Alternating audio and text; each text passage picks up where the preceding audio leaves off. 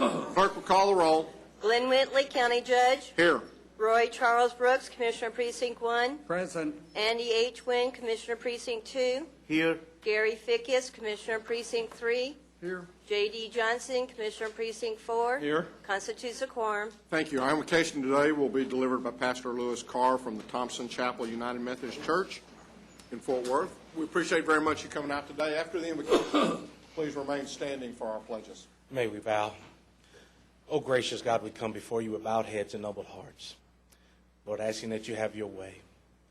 Allow for your providence and protection to continue to rain down on us in this very moment. In Jesus' name we pray. Amen. Amen.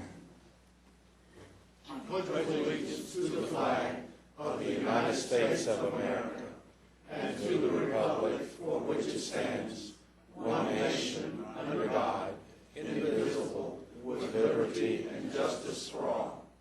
Honor the Texas flag.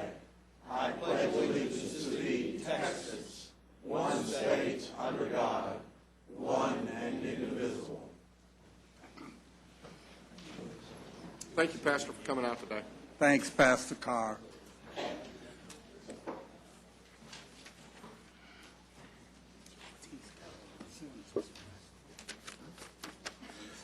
Mr. Manius. Thank you, Your Honor. Members of the Court, we do not have an announcement as it relates to the agenda. Just a reminder that today at 2 o'clock, the IT Steering Committee is going to be meeting in the Family Law Center on the second floor. Thank you. Thank you. Court members, you have before you the minutes of our regular meeting of April the 8th. Move approval. Second. We have a motion, a second. Any discussion? Please vote. Motion passes unanimously. We have 3 resolutions and proclamations today. Commissioner Johnson. Our first proclamation, our resolution is for National Osteopathic Medicine Week. And if you would read that into the record, please.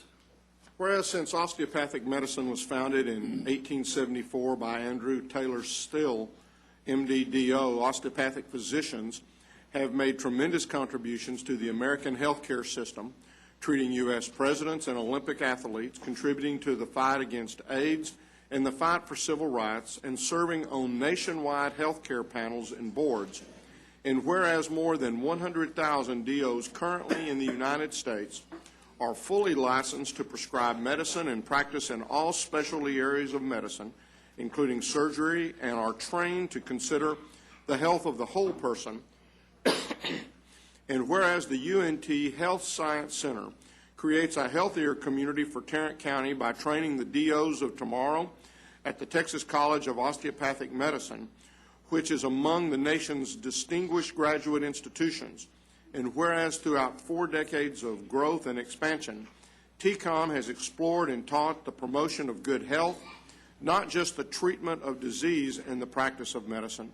And whereas TCOM is unique among the state's 9 medical schools because its application-based medical school curriculum, cutting-edge research, quality patient care, dedication to rural medicine, and outstanding student performance in both academic and clinical studies, and whereas the citizens of Tarrant County recognize the need for DOs who are committed to bringing attention to improving the health of Americans regardless of age, income level, or ethnicity. Now therefore be it resolved that we, the Commissioners Court of Tarrant County, do hereby proclaim April 13th through 19th, 2014 as National Osteopathic Medicine Week in Tarrant County in recognition of the contribution of the University of North Texas Health Science Center and the TCOM to the overall health of our community. And further, we urge all citizens and community organizations to support this observance by helping to educate residents about DOs and osteopathic medicine. In witness whereof, we have herein to set our hands and cause the seal of Tarrant County to be affixed this 15th day of April, 2014. I move for its approval. Second. Please vote. Motion passes unanimously. And we're honored today to have the following people from the University of North Texas Health Science Center with us. If y'all would come forward as I call your name, please. up to the podium. The president, Michael Williams of UNT Health Science. Don Pesca, Dean, Texas College of Osteopathic Medicine. Danny Jensen, Vice President for Governmental Affairs. Danny, we want you up here too. Where is he?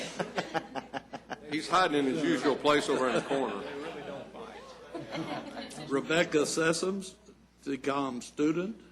Lindsay Wealth, TCOM student. Jamie Cowell, TCOM student. And Kendall Miller, TCOM student. Let me bring you your proclamation.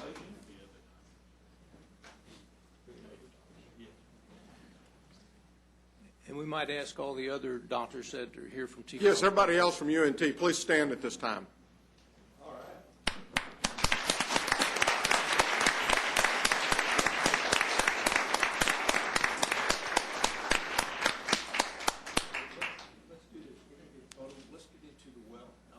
All right, yeah, let's go back there where we can all get in. Morning, Tom.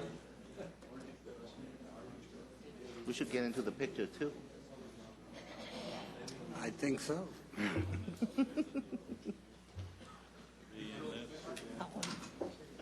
I did fill up the picture. You're Morning. Morning. not real sure where I need to get, but I got it. Why don't we get in the picture? Gary, come on. I don't know if I can go farther back. Now, you got a challenge, Come on up. photographer.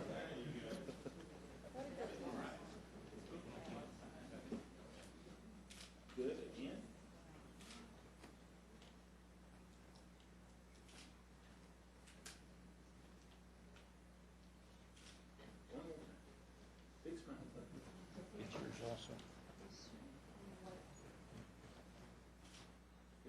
Hold on. I think our person wants to. See, and you need a camera like that. You don't have a low bid camera with performance.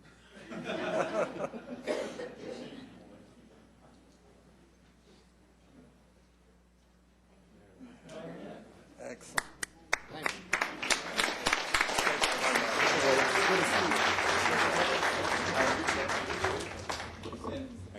We'll get the podium back up. Anyone that wants to make any comments, please do so. Thank y'all very much for what you do. Good. Thank you to Fort Worth Medical School.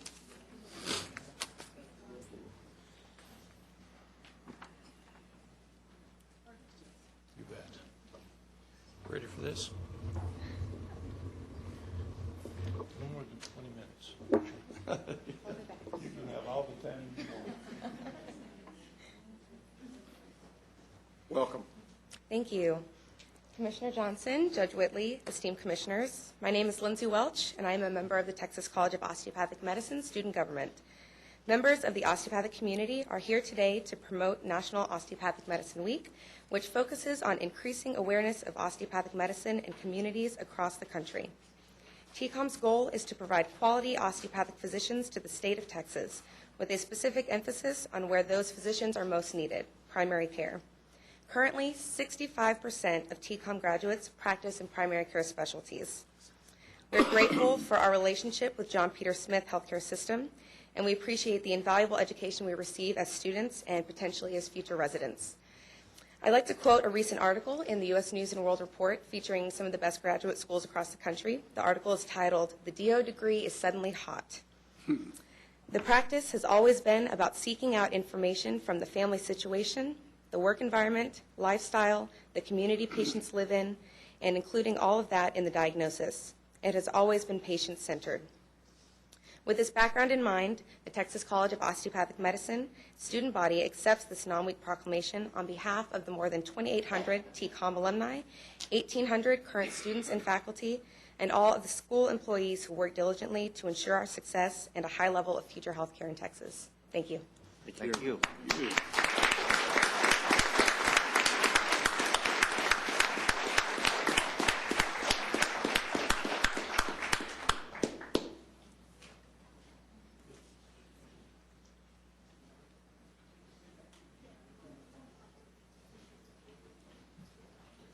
Dr. Williams, thanks for coming out today. We appreciate it very much.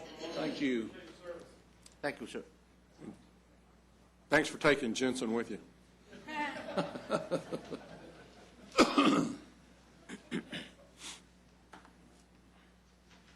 Commissioner Johnson. Also, I have a proclamation for Donor Memory Garden. If you would read that into the record, please. Whereas one of the most meaningful gifts that one human being can give to another is the precious gift of life, sight, and health. And whereas the need for corneas and tissues surpasses the number donated each year. And whereas the Lions Club International District 2E2 and UT Southwestern Medical Center Transplant Services provide sight and tissue services in Tarrant and surrounding counties of North Texas. And whereas over the years, Lions Club International District 2E2 and UT Southwestern Medical Center Transplant Services have facilitated the contribution of over 281 donors, resulting in 260 cornea recipients and over 4,000 bone and skin allografts distributed in 2013.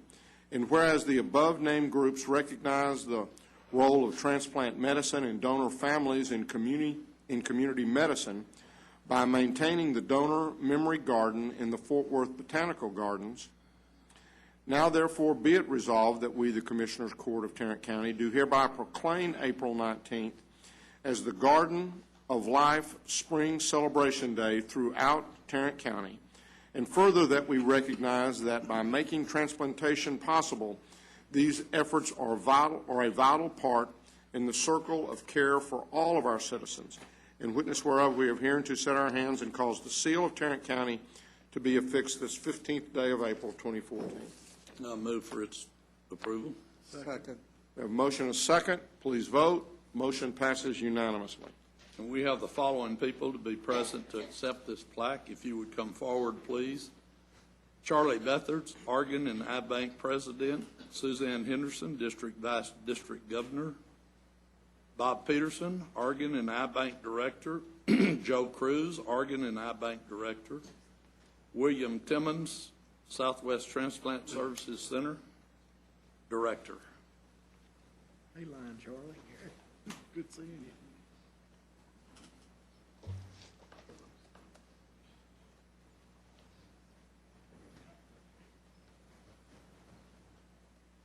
And this is being presented by a Lion also. Thank y'all for being here. Long time supporter, that's right.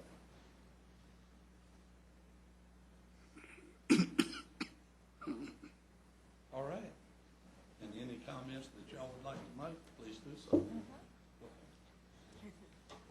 Hello, it's good Good to to see all see of you. you again. I feel like Welcome I should be back. presenting a budget or something. I want to thank, Debbie can exert a little pain on you if you like, yeah, so I you'll know feel she at can. home. I want to thank Commissioner Johnson and the court for your continuous support of the Lions Club of District 2E2. And each year when you present our proclamation, it's such a special, meaningful event. We'll have our event Saturday morning at Botanical Gardens, and we will read the proclamation, and the recipients and donor families really appreciate your recognition. So thank you for your support. Thank you, Suzanne.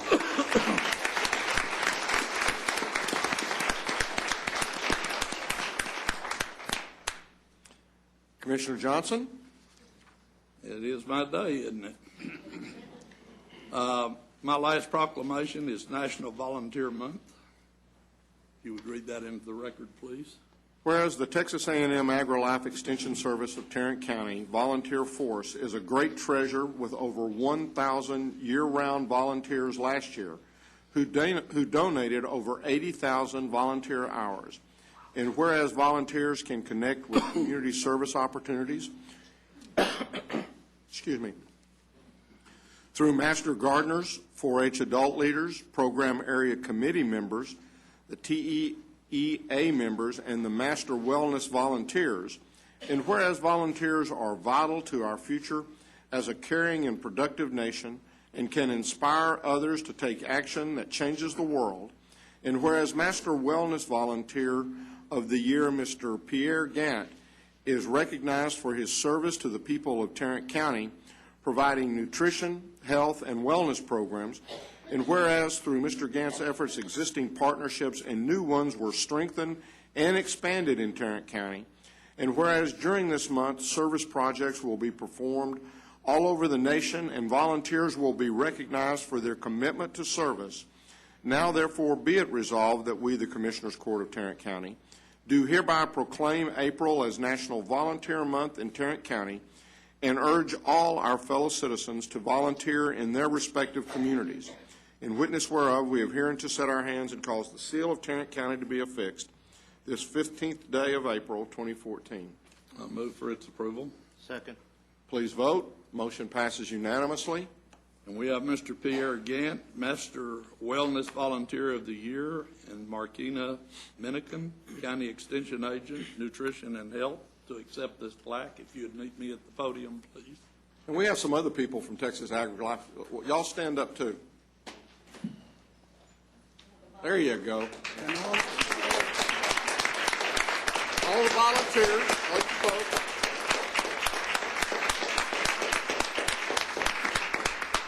We had a great reception earlier, and we appreciate all of the volunteers and everything that they do. Commissioner Johnson? Well, let me present this to y'all and make any comments that you'd like to make. Thank you for being here.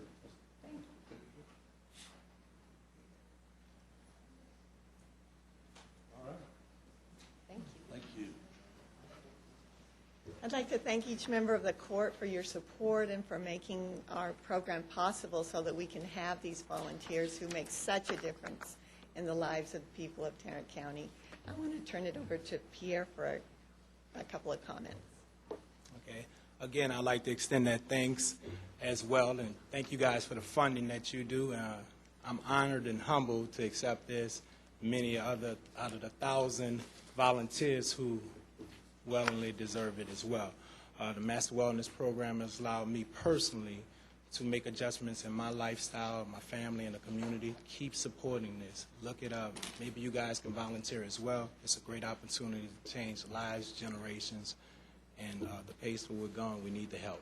So thank you again for your support. I appreciate you. Thank you. Thank you.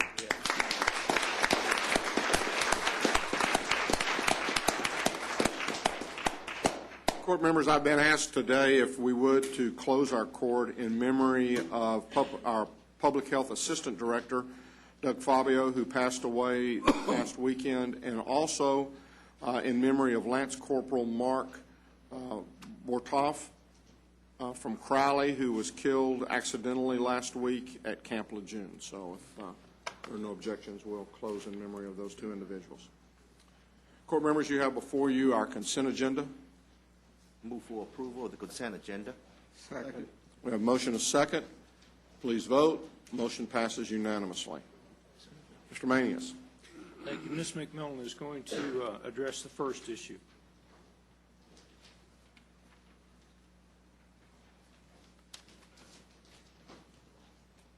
Good morning. Morning. Good morning. Back in 2007, the Commissioners Court approved participation in the City of Arlington Tax Increment and Reinvestment Zone Number 4, which is the Arlington Highlands along Interstate 20 at Matlock Road. We approved participation at 75% of our tax increment for a period of 20 years, or until the county reached a maximum contribution of approximately $4.6 million. The hospital district approved a similar agreement at a 75% rate also, up to a maximum contribution of about $3.9 million. The good news is that the TIF is performing well above the projected revenues, and now the city has come to us. They want to amend the project plan by increasing the amount of funds that will go toward the construction of the Center Street Bridge. Originally, the Center Street Bridge was programmed at about $4.5 million, which was not going to cover the full cost of the bridge construction. Now, with the increment coming in, they are going to fund the full cost at approximately $14.4 million. Now, this increment that is going to be added is not going to be coming from the county or the hospital district. It will be solely paid for by additional city increment that will continue on and be paid by the city through 2025. We will still be kept at the same maximum contribution levels that we had originally planned, and it's estimated that we will probably be able to fund that by about 2021, so we'll be out before the full 20 years of the TIF district. So before you today, we're asking you to approve the resolution and amendment number 1 to the Arlington Tax Increment Reinvestment Zone number 4, Arlington Highlands, for both the county and the hospital district agreements, which provides for the approval of the modification of the project plan for the zone, increasing the total project cost to be funded through the zone to $26,492,463. Move for approval. Second. We have a motion and a second. Any discussion? Not at all. Please vote. Motion passes unanimously. Thank you. Thank you. Members of the Court, we have 2 additional items. If we could go to item number 2, we're requesting that the Court approve interim financing for a grant year 2013 grant renewal from HUD as relates to tenant-based leasing assistance. This is a Tier 1 funded program. This is something we do fairly regularly, where we pre-fund this. This amount is $275,100. We believe that we should get the grant somewhere in July. Move for approval. Second. We have a motion and a second. Any questions? Please vote. Motion passes unanimously. Members of the Court, on item number 3, this is a similar grant. We're requesting that the Court approve interim financing for grant year 2013 grant renewal with HUD as relates to Cornerstone Assistance Network 3CP rental assistance. This is an amount of $114,072. Move for approval. Second. We have a motion and a second. Any discussion? Please vote. Motion passes unanimously. Thank you, members. Thank you. Ms. Snyder?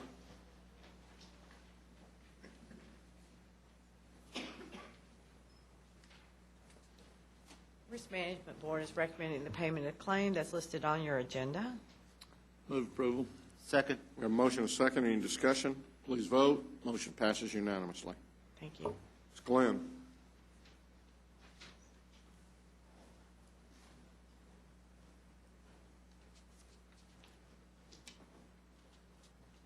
Good morning. Good morning. We have several items for the court this morning. The first item, we're asking the court to receive and file the personnel agenda. So move. Second. We have a motion and a second. Any discussion? Please vote. Motion passes unanimously. Second item, we're asking the court to approve a contract extension with the Medical Center of Plano Center for Lifestyle Enhancement for Health Risk Assessment Testing. As the court may recall, this vendor the county has used for several years now to conduct our annual health risk assessments. What we're asking the court today is permission to extend our current contract through July 2nd, to be exact, to give us sufficient time to evaluate the wellness program that the PEBC is going to present to the board in late May. This way we have an assurance that we can keep our program ongoing until such time as we can make a decision about whether or not to join the PEBC wellness program. The vendor has agreed to this extension at the same fee, same terms and conditions. Move approval. Second. We have a motion and a second. Any discussion? Please vote. Motion passes unanimously. Third item, we're asking the court to approve a waiver of terminal benefits for the 231st District Court. The associate judge is retiring, I can't recall when, but soon, I believe at the end of this month, with 400 vacation hours. This position is critical to the court as it assists with trials, hearings, etc. Judge Navarez is requesting a waiver effective May 1st. This will have a significant impact to the general fund, and that amount is approximately $25,000, excluding fringe benefits. Move approval. Second. We have a motion and a second. Any discussion? Please vote. Motion passes unanimously. Our fourth and final item, we're asking the court to approve out-of-class pay extension and information technology. IT is requesting out-of-class pay extension, easy for me to say, for the Senior Information Security Officer. You've seen this previously. If granted, this extension will end in mid-July. This is the individual who has the primary security role in IT. The impact to the general fund is a little bit more than $5,700, excluding fringe benefits. Move for approval. Second. We have a motion and a second. Any discussion? Please vote. Motion passes unanimously. Thank you.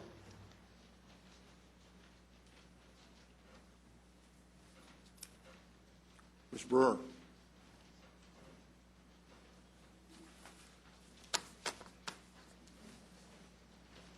Good morning. Morning.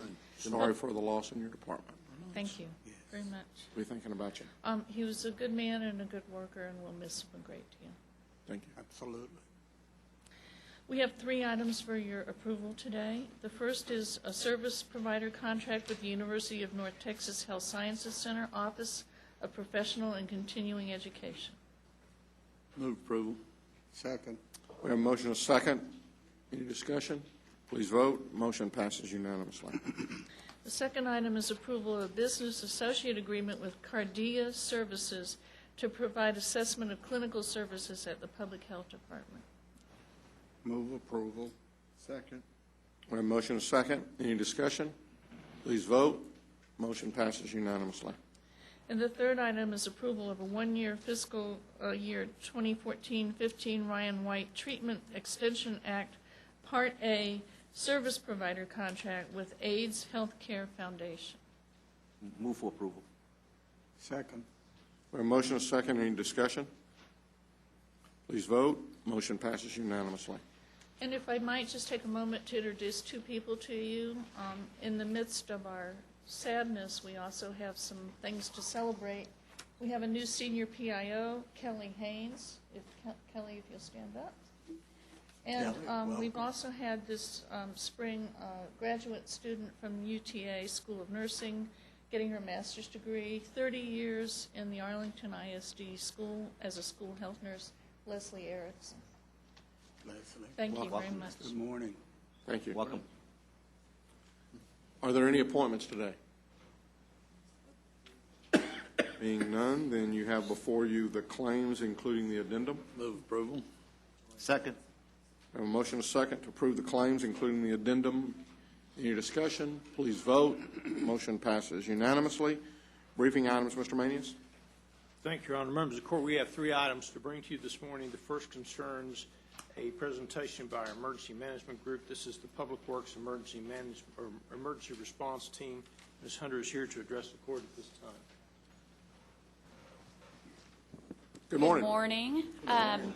Judge and Commissioners, you know that we're in severe weather season. What I want to do is sort of bring to light an actual Public Works Emergency Response Team that's been developed throughout North Central Texas. Basically, this is a group of cities and counties that have come together to help one another during an emergency or disaster. So, as you know, some of the severe weather that we get, severe storms, flooding, tornadoes, terrorist events are a possibility, winter storms.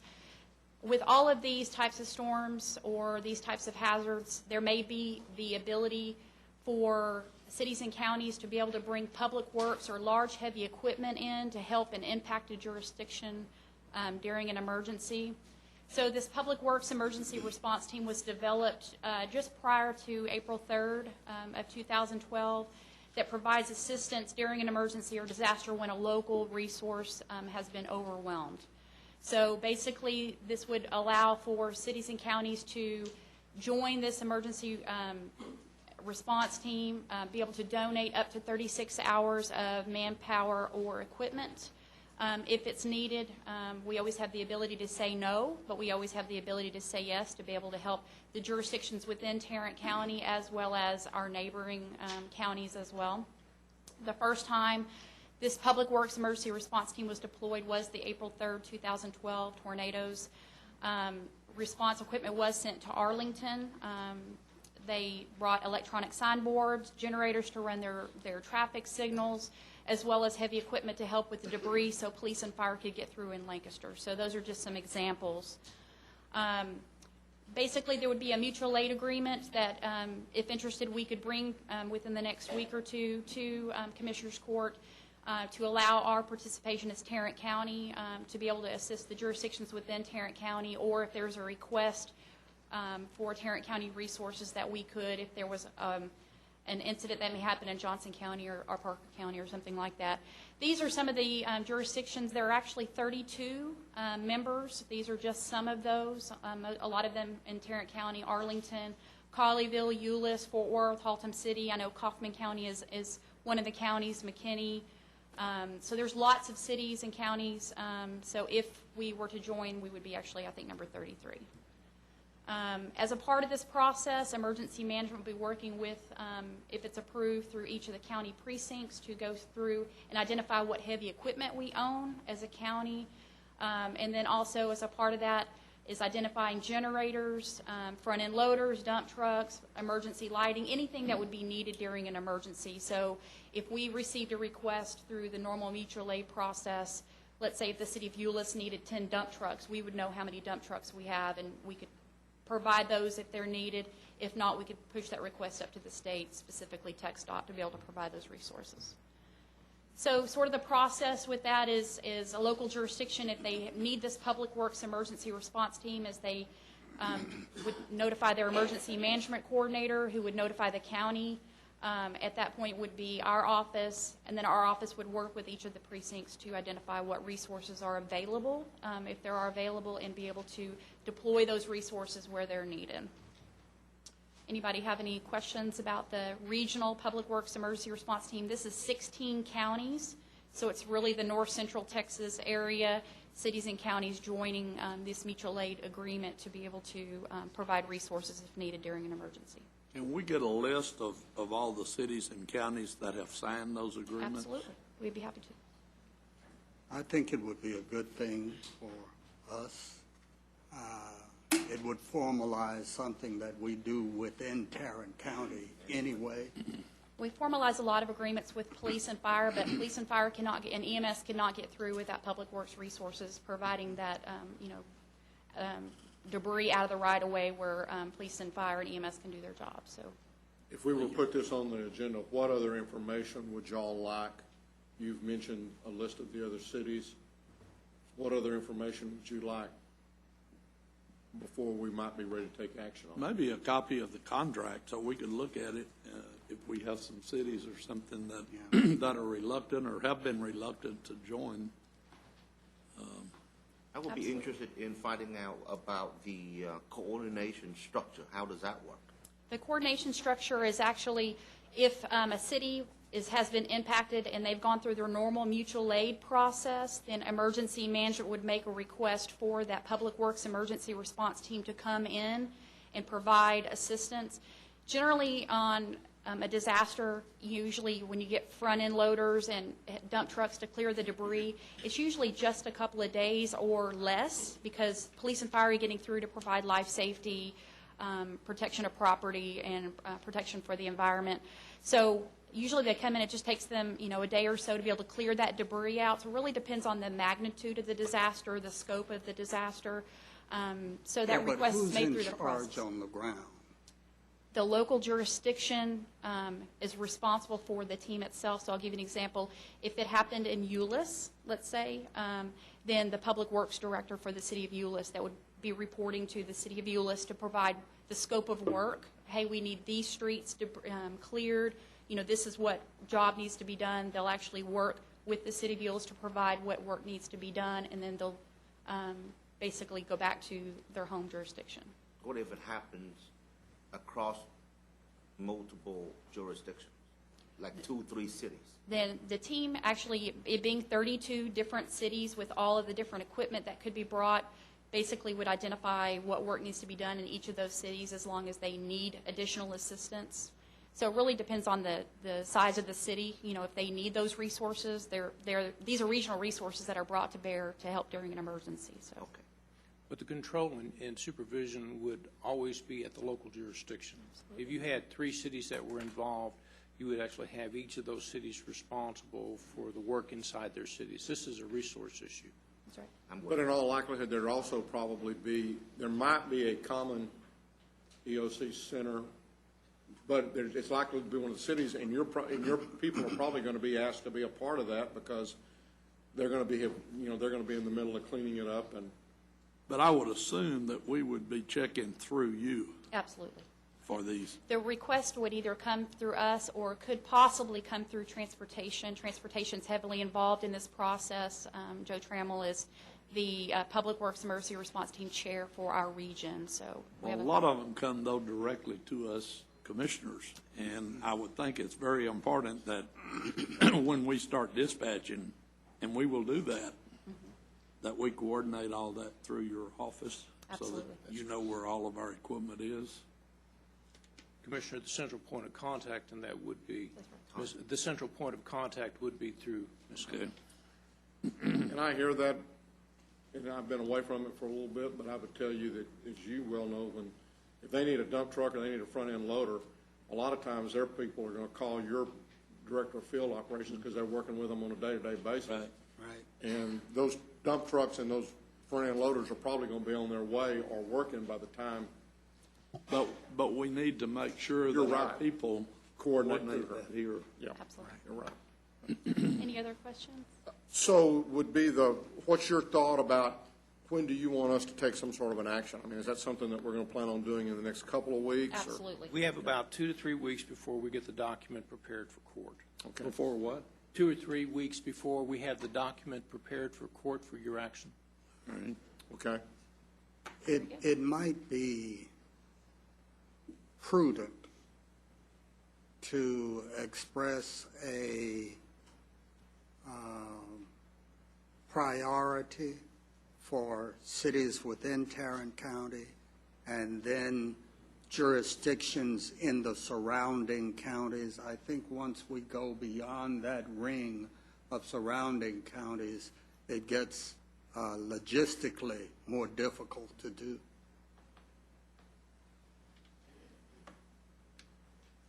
Very good. Thank you so much. Thank you. Thank you. Thank you.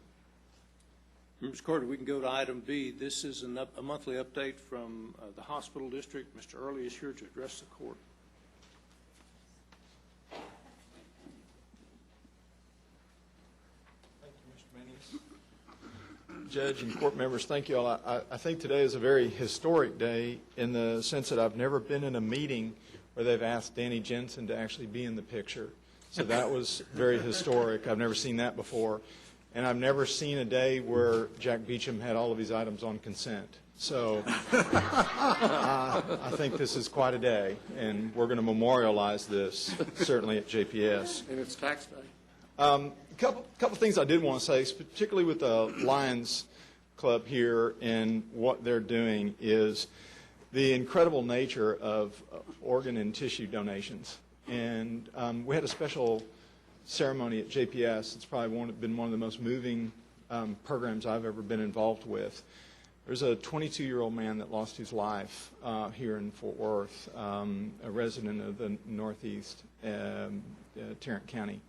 And he was thinking enough in advance to be an organ donor at that young age. And his lungs, kidney, heart, and even a hand went for prolonging, preserving, and protecting life of others. And what we did at JPS is we brought those people together. We brought the gentleman who received 2 lungs from this young man, who had the ability, he's a gentleman in his 70s, and he had the ability to hold the hands of his 2 twin grandsons. We brought the young man who's local who received a heart from this person. We brought in the gentleman who's a farmer in Indiana who lost his hand in a combine accident. We brought him in, and that was powerful to know you work for an organization that allows those things to happen. JPS is the 4th largest hospital in the nation to provide the amount of organ and donor tissue that we do. We're ranked 4th in the nation for that. It's very powerful what we do. And if any of you are considering what you want to do in those kind of situations, and it's a personal issue, but I would encourage organ and donor tissue for the lives that are protected and saved and continued. It was really powerful. And that Ian Hindeman and the Hindeman family are very powerful folks, and they live in our community. Yes, sir. Yes, sir. And we have the luxury of you and many others that we get to be with, because other people saw to it that they wanted to prolong life. And the gentleman, Ronnie Thurman, who's the farmer in Indiana, who lost his hand 8 years ago and now has a working hand and a functional body totally. And as a farmer, having one hand, he's pretty much taken out of his profession. And he had but one request when he came down to Fort Worth. He had a request that if he could play a round of golf at the Colonial. And so he did. Bill Whitman set him up for a round of golf at the Colonial. And what was interesting is, and powerful about Medicine, is he scored better than two of the other people that were in the foursome with him. So that speaks loudly, maybe for how they played, but more in particular for how he played. So it was, those are the kind of things that you get to know. And I've mentioned GK wasn't in the foursome. No, he was not. I would have been on the foursome. He would have scored better than 3. You know, I've mentioned it before as to what makes you the luxury of going home and knowing you're doing the right things, and that was a very powerful day. And we as citizens of this county can know that those kind of things happen, and what a luxury. The other thing is to be here when you're honoring the Texas College of Osteopathic Medicine. And the leadership that they have over there in Mike Williams, the leadership they have in Dr. Pesca and many others over there, I think is phenomenal. And I think the day has turned when the relationship between JPS and the University of North Texas Health Science Center can be a bond that is much stronger, much more beneficial for our taxpayers, and much more efficient for the programs that we use and utilize in this community. We've been two institutions that have sort of been streets away or miles away or countries away with how we've acted with each other, and it's time that that stopped. And Mike Williams and you all in your leadership, I know that Commissioner Brooks and many of you, and Commissioner Johnson particularly, have served in your role as liaisons to the hospital, but your role that you play for North Texas has been powerful. You know, Commissioner Wynn and what you're doing in reaching out to them as well, and Commissioner Fickus, certainly the judge, is all made a big difference in, I think, the relationship that we will forge with them. So thank you for honoring them. I think that's great. The other thing that our board did, which I'm incredibly proud of, is we're the only institution of healthcare delivery in Tarrant County that does not have a total tobacco-free campus. We have some designated areas on our campus where people can smoke. And it's a real challenge to smoke and be a healthcare institution. So we as staff recommended to the board that we phase in a program that all of our employees should be tobacco-free. And our board chose to say, no, the entire facilities, anything owned or operated by JPS should be tobacco-free for everyone. That includes our patients, our guests, and our employees. And I applaud the board. That took incredible leadership to do that. I also want to make special note to Steve Townsend, because Steve struggles with smoking, and he made a comment about how important that was to have an initiative to do that in hopes that it helps him and others stop smoking. It's a challenge. And it's not just willpower. It's not just you got to be bold and have a backbone and stop smoking. It's a tough addiction. And so I'm proud of JPS and its board because it took a bold step. So we will phase in, and we will, starting January 1 of 2015, be a totally tobacco-free. And the reason we want to take that long is we want to give people alternatives. We want to get them into doctors' offices. We want to get them into a nicotine reduction program, not just saying, today you can't smoke. Today you can't chew tobacco. Today you can't use skull. We want everything to be rid, but we also want to reach out to our employees and let them know that we're there to help them through this struggle. So we're going to do that. So I thank you. I'm happy to answer any questions that you all have, but I'm proud for the relationship that we will be forging with University of North Texas Health Science Center. Y'all will hear more about that. We'll be giving you some briefings relatively shortly on what we think is a new relationship, and I think that will be a good thing for our taxpayers. I think it will make y'all proud. Excellent. Thank you. Thank you. Thank you, Commissioner. Questions? Thank you very much. You. Finally, members of court, we have a briefing from the PEBC as it relates to the wellness plan project. Ms. Konjovic is here to address the court at this time.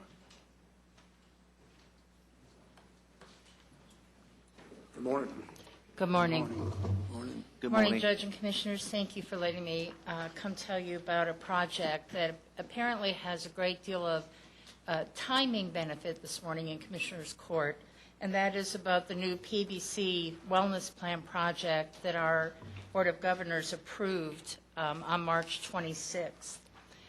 This project is a joint project between the PBC and the Towers-Watson group that we work with, and it's designed to develop a more rigorous global PBC wellness program so that we can roll it out and have it effective January 1, 2015. This program is intended to be a 3-year phased-in approach. It's not year one, everybody's going to have a certain level of health or anything like that.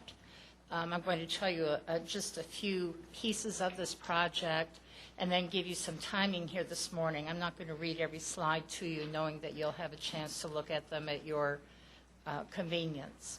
We are asking that the PBC groups either opt in or opt out of this project in its entirety. The committee that is involved in making recommendations to our board includes several members from Tarrant County as well as members from the other groups that participate with the PBC.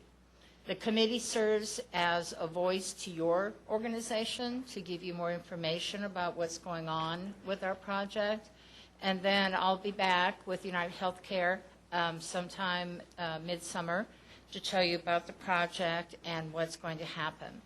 Now this morning I'm going to give you just a few high points about our project and then turn it over to my colleague Dennis Ellis with United Healthcare, who's going to talk with you about some specifics connected to Tarrant County. First of all, many of the PBC groups today have various versions of a wellness program. Tarrant County's is probably the most aggressive of all of our PBC groups. I can tell you, though, that if you ask any of our members what is a wellness program, if we have 5 different people standing in front of us, we'll get 5 different answers. And so what we're doing is we're developing a program specific for the groups that participate in the PBC, specific to their population, their challenges, and some things that affect each of the groups consistently. So why do we want to do it through the PBC? Well, there's many reasons, but a few of them are shown here. Probably the first important reason that everyone grabs onto, which is critical, is that employees do not much like having personal health information, even the risk of information available to their employer. It doesn't matter if you're the county, a private employer, a city. It just does not work very well when that happens. And so with this program, none of that will occur. With this program, each piece of the wellness plan, while you will have information globally, you won't be able to identify it to any individual. Secondly, the cost of the program. With the PBC, we are used to cost sharing, handling things shared among the resources, and as a result, the centralized administration and the cost of that is less for everybody involved.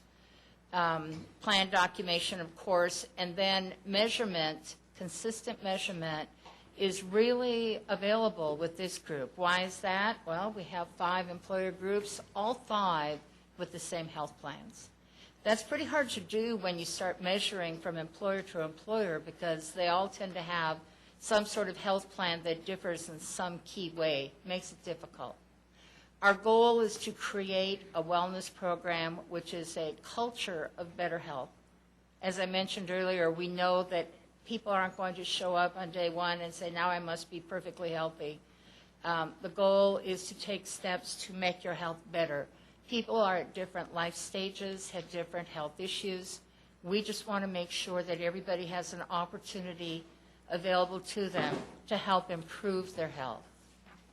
What's happened now is that as a result of the Affordable Care Act and health care reform, an employer's ability to have a wellness program managed the same old way has changed. Now we have the ability to have stronger incentives for meeting certain lifestyle changes, participating in different areas. And certainly, as you've heard earlier today, tobacco use is a key element in a wellness program. But it has to be managed a bit differently to make sure that folks have an opportunity to access resources to stop tobacco use, not so much quit on day one.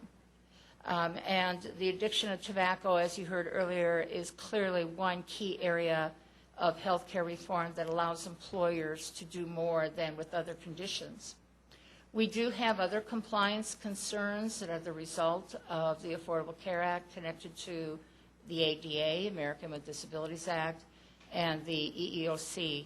So we're watching all of that to make sure whatever we do for a wellness program is compliant and is consistent and is handled and managed consistently for everyone. You know, the thing on this slide that I think is important is that as health care costs have gone up and employer costs has gone up, it's gone up for your employees too, but not at the same rate. And therefore, it's difficult to really affect some change based on that when the ability to have increases in pay or other items really impacts the amount people pay for health insurance. So now we have some key pieces, though, that are affecting everyone. The ability to keep our plans sustainable in cost, the looming excise tax or Cadillac tax that you've certainly heard about in the past. And then, you know, it's always about money, but it's also very much about how you attract and retain employees, the health and productivity of your employees, maybe even how you organize and deploy your workforce, and as I mentioned earlier, the sustainable cost. Now, the next few slides are basically just a graphic version of how you can impact some change based on a wellness program.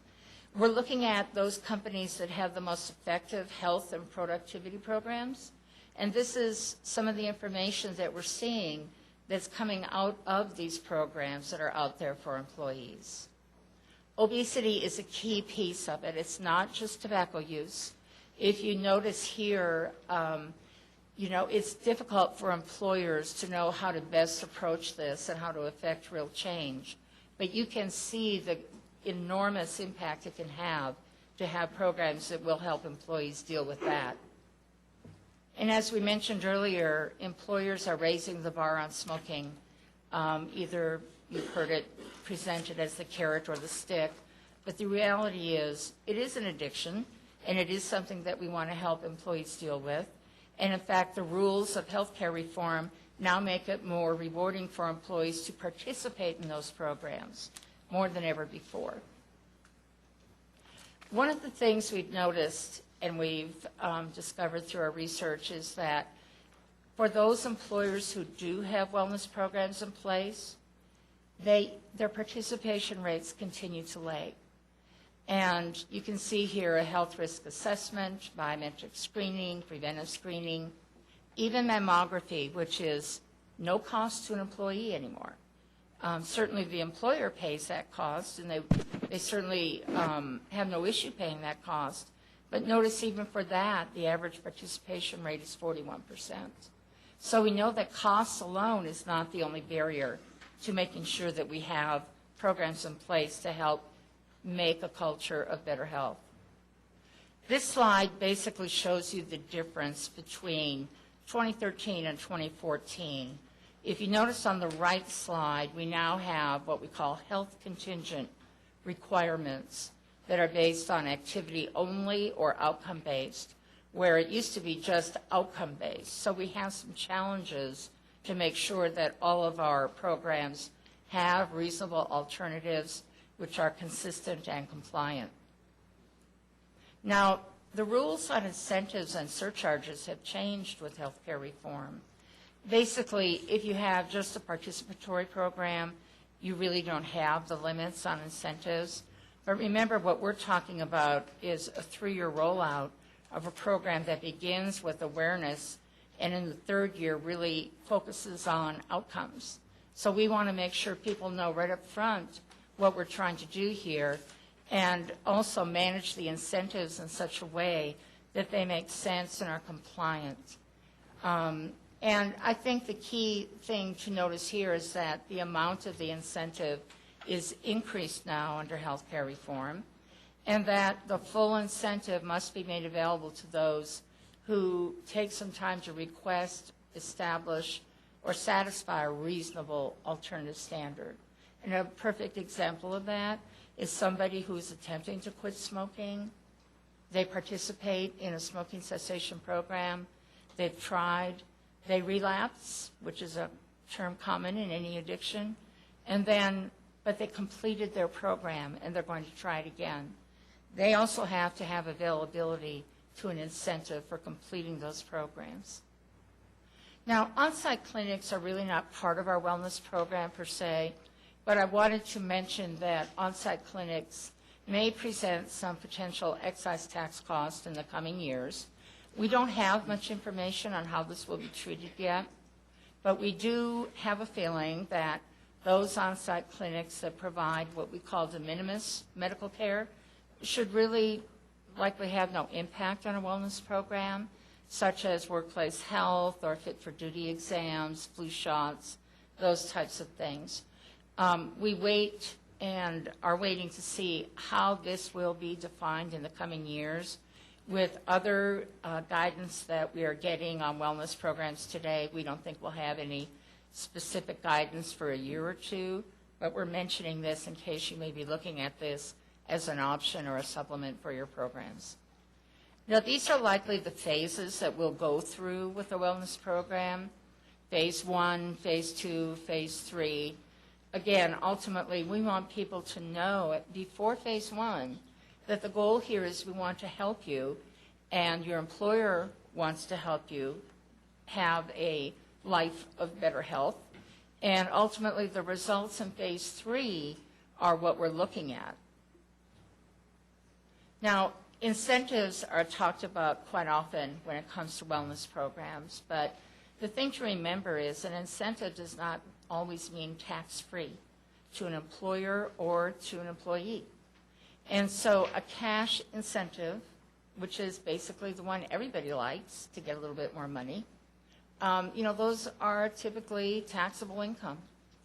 But there are ways to frame incentives to connect with otherwise non-taxable benefits, like a reduced insurance premium, a contribution to a flexible spending arrangement, or other de minimis items.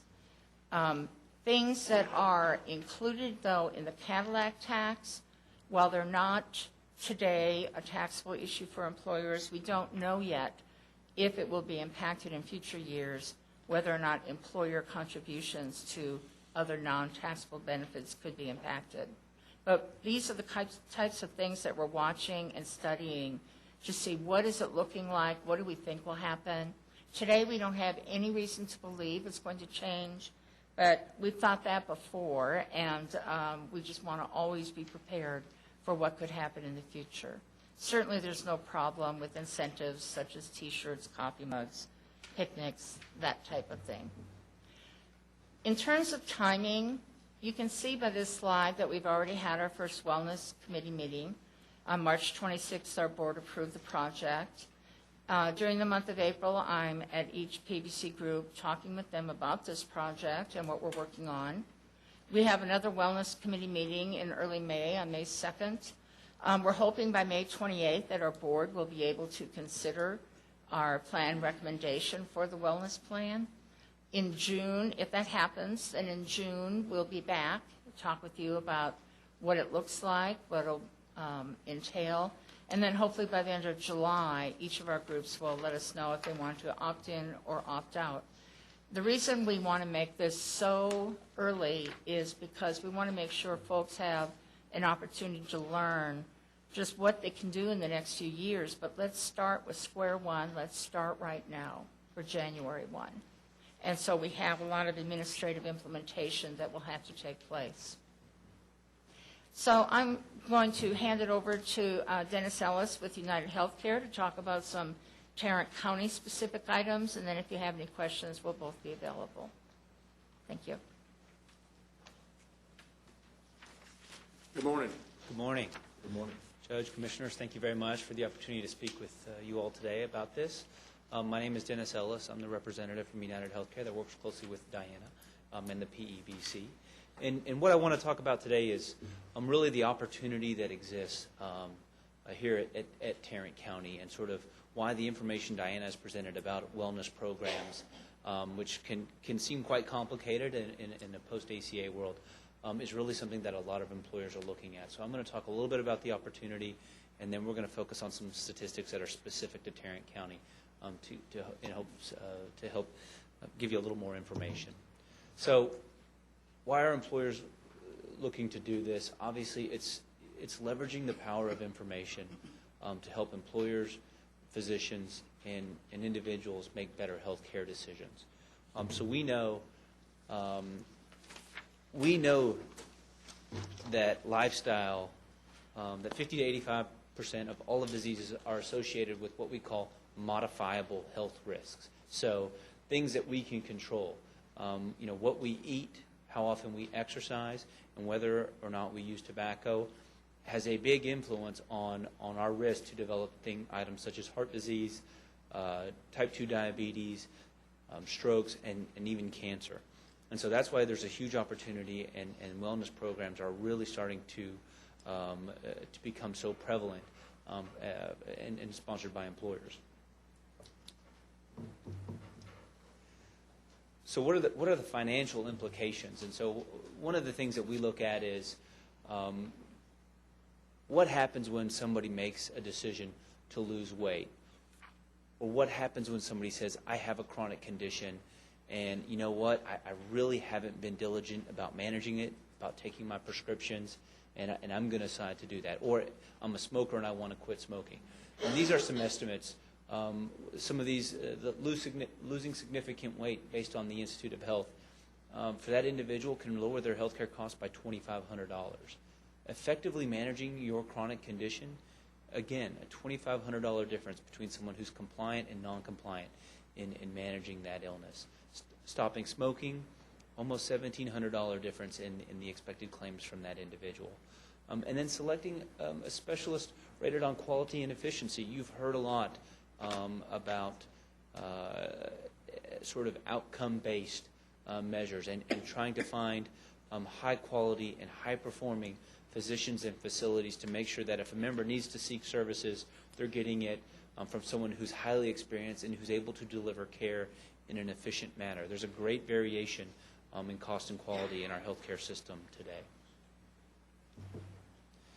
So what does this mean to Tarrant County? So this is, I have a lot of charts and bar graphs on this slide, but we wanted to give you an idea of what the Tarrant County Medical Plan spends on a per member per month basis. And so you can see for 2012, this is per member per month as an industry term that is really belly buttons on the plan. It's employees and dependents.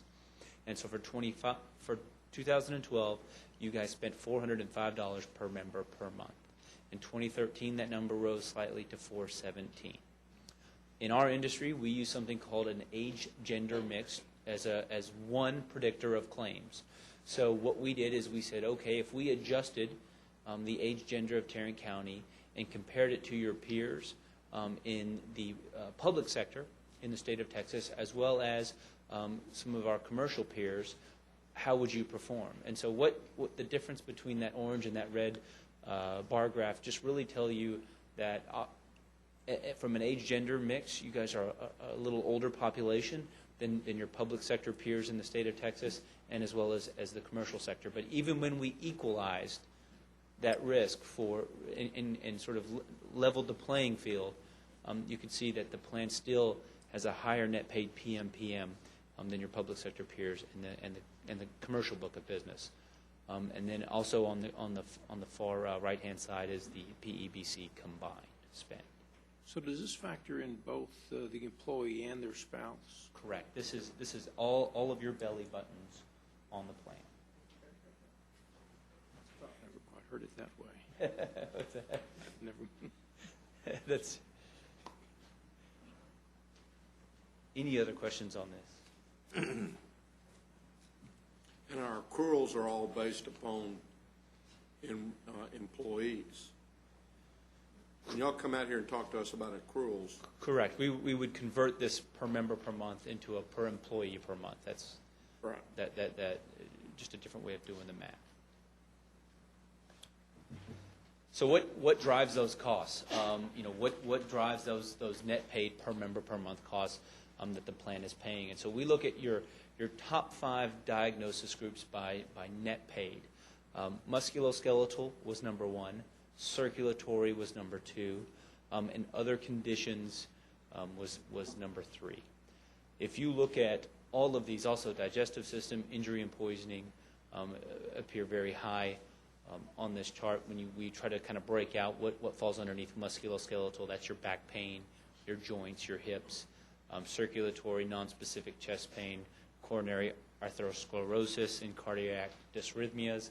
And in other screenings is really sort of your day-to-day screenings, and sort of a known abdominal pain can fall into that category as well.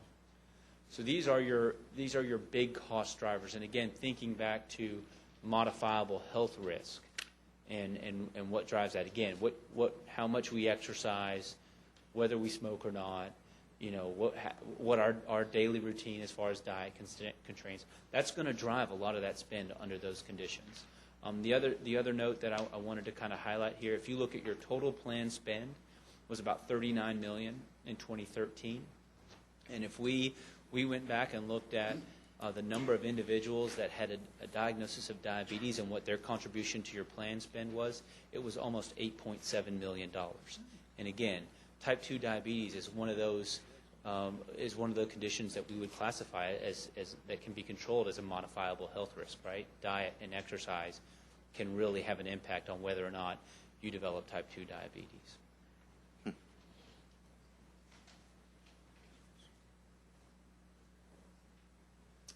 Any questions?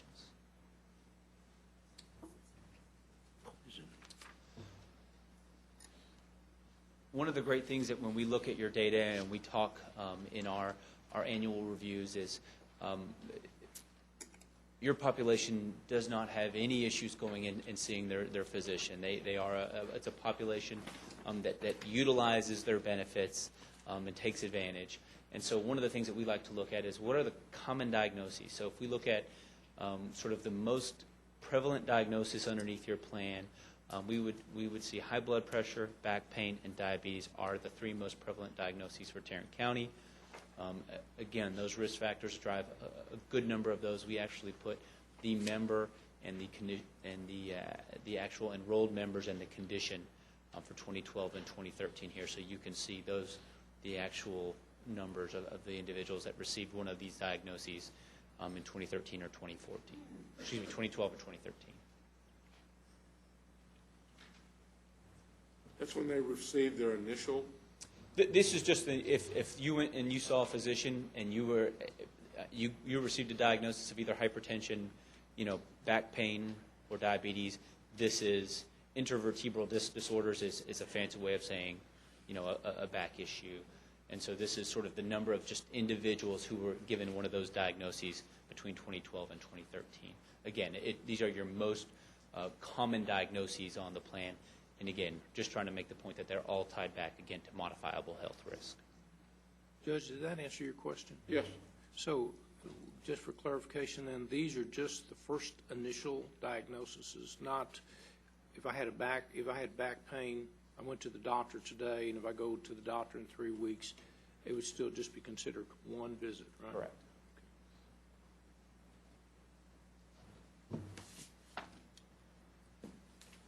And so really when you consider a wellness plan and why a wellness plan, we're really just trying to impact decision making, right? So drive awareness for any type of health risk that you may be predisposed for. And then once you have identified that, let's make the best healthcare related decision. So you know what, if you want to choose to stop smoking, that's a great decision. If you want to seek out sort of high performance, high quality physician, that's a good healthcare decision.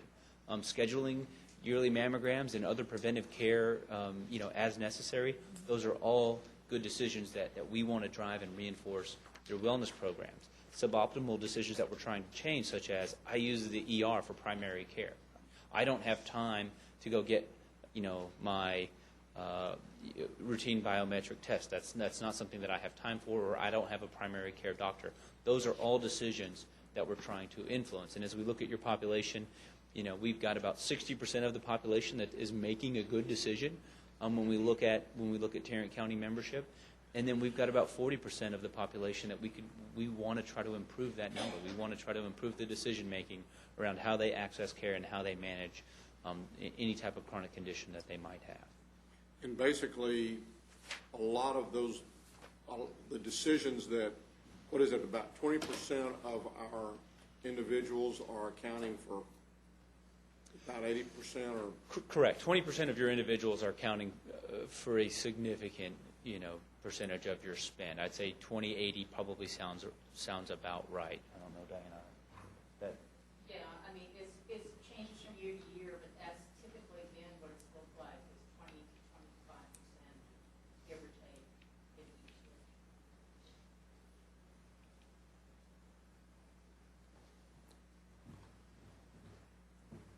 Any questions on the material?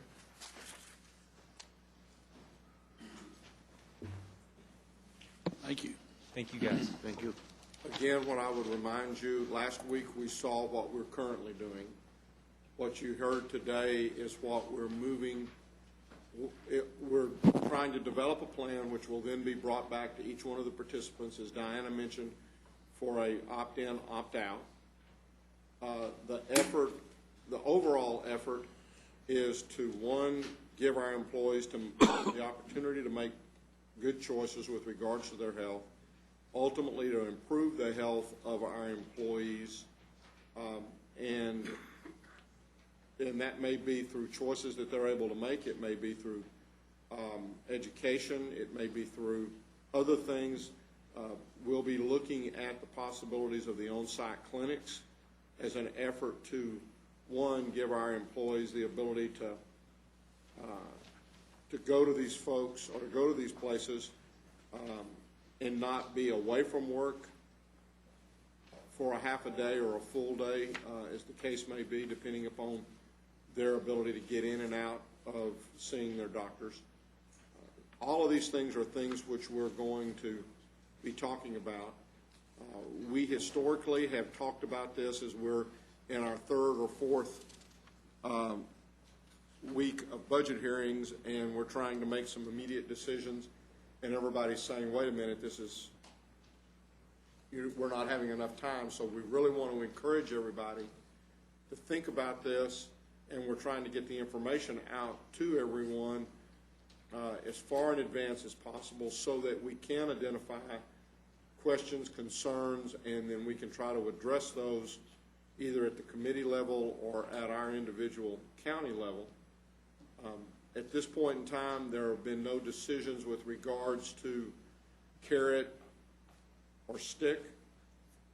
There are certain things which the government has now said that can impact ultimately what we end up doing, the amount of an incentive or the amount of a disincentive. And so all of those things are going to have to be factored in. Again, one of the things that we heard, or at least that I thought that I heard as we've discussed this in the past, was we don't want this to be something that just happens overnight and the employees don't have an opportunity to understand and to begin to try to comply or to take part in this.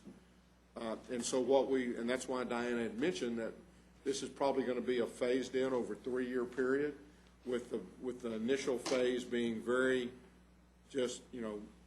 easy to obtain, and then moving toward a results-based type deal.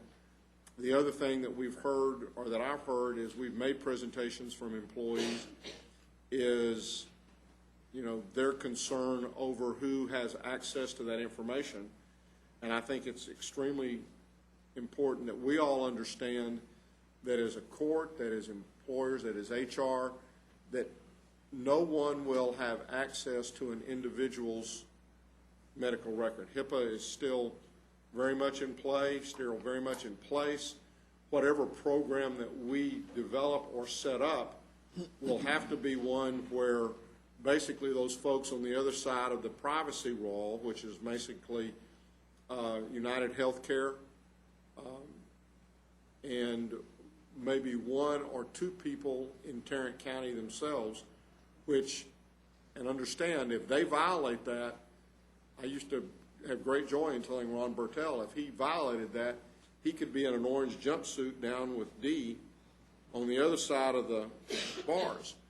So it's very important that we understand that this information and the information about the employees and their health or whatever we do is extremely confidential, and ultimately, whether we set up an incentive or we set up a stick, that it'll be the responsibility of United Healthcare or some other agency on the other side of that wall to simply say, this person did or did not qualify for whatever we're talking about. And it won't be anybody on this side looking at what the specifics were of any of those individual statistics from that standpoint. So if we can't communicate any other things to our employees, I think if we communicate to them that we're not going to know, we simply want them to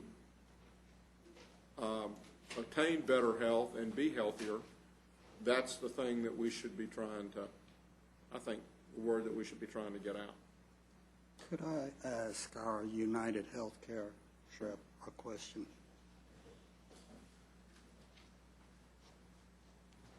How exactly are these premium preferred providers going to factor into this mix? It's a concept that gives me heartburn because it's rather subjective in nature, designating someone as a premium preferred provider. And if one doesn't do it carefully, it can be used to exclude, especially persons who work with indigent populations, populations of color. And that whole notion gives me a great deal of heartburn, and it's not the first time you've heard it from me. Sure. Commissioner Brooks, no, I think that's a very valid point, and I think one of the things, there have been no decisions made on how sort of the premium designated network of physicians is going to play into the wellness program. I think it's an important part. I think it should be evaluated.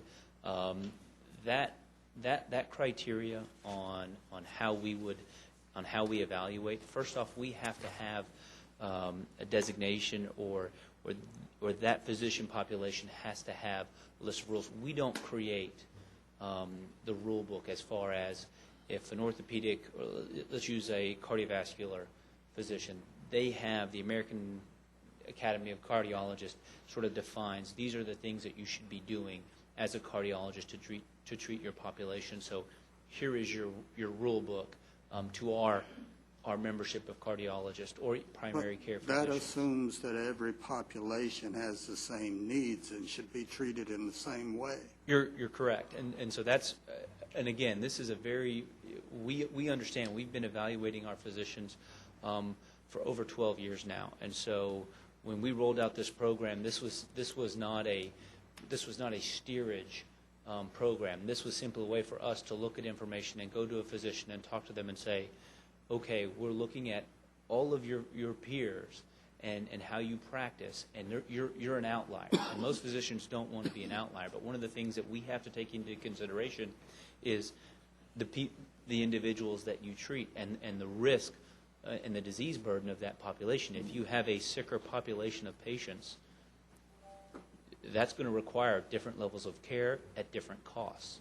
And so that population and that risk of the patients that those individuals see is a big component of what goes into that calculator to determine the cost and efficiency designation. But again, y'all do not label, but you do not establish whether a doctor is considered a premier doctor or not. It It is a set of criteria established by a group of their peers. We take the criteria that is established by their peers, and we take that, so that's the measuring stick, and then we look across our claims data to determine, which physicians are meeting those metrics and which physicians are not. And again, let me stress that I don't know whether that will enter into our system whatsoever at this point in time. Yeah. We've really not, you mentioned that on the slide, we've really not talked about that. But do you know whether or not in that evaluation by the group of their peers, do they take into account severity level or different things along that timeline? Populations, the types of populations that they're seeing? Absolutely. The term that we use in the industry is that population is risk adjusted. So anytime we take out information and there's a discrepancy, that was sort of the first, I get the most complicated cases, I'm the last stop, so you have to adjust the risk of my population compared to my peer who focuses on a different area. And we absolutely have to do that for it to be a legitimate measuring stick. Let me just say one more thing, and I'm going to leave this alone for now. When it comes to my health, I want my physician to be an outlier. I don't want a cookie-cutter approach to dealing with my medical conditions. I don't think an outlier is what they're defining is those doctors who are getting the best results. I'm reacting to what he said. Well, but the outlier I think that he was referring to were the folks who may not be getting the results that the majority of the folks who are dealing with this same population are getting. And I don't think any of us want an outlier who's getting poorer results than what other doctors of the same group who's seeing the same group of patients wants to see. It's not just results-based. When I say outlier, I'm referring to, it could be a higher increase in complications. It could be, I'll use a diabetic treatment for an example, that you need an A1C test, right, every year. You need your foot examination, you need an eye examination. So if you're managing diabetics and for whatever reason, there's one test that they're not getting a year and a higher percentage of your patients aren't getting that test a year, that would be, one of those outliers where we would say, okay, hey, we have an issue here. And again, this is not to penalize. We're not steering people in or out of the network. We're trying to sort of educate and inform physicians, hey, this is something that you want to know. And a lot of times if you talk to your physician, this is not something that we developed in the last 2 years to try to reduce our network. This is an education tool. This has been in development for over 12 years. We have a partnership with the American Medical Association to do this. So it's been tested. I would encourage you, Commissioner Brooks, to talk to your physician about the program. And if you have concerns, I'm happy to address those. And again, I don't really believe, I will be surprised if that is one of the factors that we use. I mean, at least at this point in time, I see it being more a matter of here are target areas that we feel like the employees hopefully will work toward managing whatever issues they may have, and not so much the doctor that they chose to manage those issues. It's going to be more as I believe Diana mentioned, that third year may be more of an outcome-based deal, and whether you get there without using a doctor, or whether you get there with a doctor, or whether you get there with something that United Healthcare may offer as an educational piece, or whoever helps us with the program offers, the ultimate result is going to be, did you get there?